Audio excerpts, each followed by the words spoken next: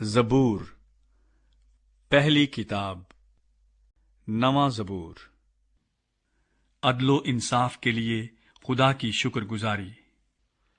میں اپنے پورے دل سے خداوند کی شکر گزاری کروں گا۔ میں تیرے سب عجیب کاموں کا بیان کروں گا۔ میں تجھ میں خوشی مناؤں گا اور مسرور ہوں گا۔ اے حق تعالی، میں تیری ستائش کروں گا۔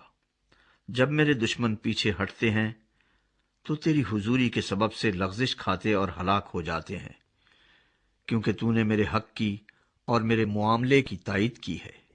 تو نے تخت پر بیٹھ کر صداقت سے انصاف کیا۔ تو نے قوموں کو جھڑکا، تو نے شریروں کو ہلاک کیا۔ تو نے ان کا نام عبدالآباد کے لیے مٹا ڈالا ہے۔ دشمن تمام ہوئے، وہ ہمیشہ کے لیے برباد ہو گئے، اور جن شہروں کو تو نے ڈھا دیا ان کی یادگار تک مٹ گئی۔ لیکن خداوند ابد تک تخت نشین ہے، اس نے انصاف کے لیے اپنا تخت تیار کیا ہے، اور وہی صداقت سے جہان کی عدالت کرے گا۔ وہ راستی سے قوموں کا انصاف کرے گا۔ خداوند مظلوموں کے لیے اونچا برج ہوگا، مصیبت کے ایام میں اونچا برج، اور وہ جو تیرا نام جانتے ہیں تجھ پر توکل کریں گے، کیونکہ اے خداوند تو نے اپنے طالبوں کو ترک نہیں کیا ہے۔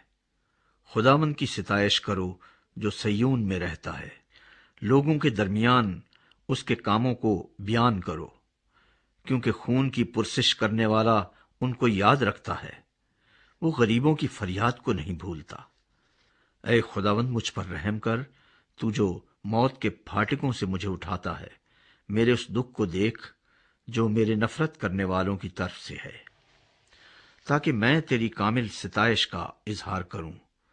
سیون کی بیٹی کے پھاٹکوں پر میں تیری نجات سے شادمان ہوں گا۔ قومیں خود اس گڑھے میں گری ہیں جسے انہوں نے کھودا تھا، جو جال انہوں نے لگایا تھا اس میں انہی کا پاؤں پھنسا۔ خداوند کی شہرت پھیل گئی، اس نے انصاف کیا ہے، شریر اپنے ہی ہاتھ کے کاموں میں پھنس گیا ہے۔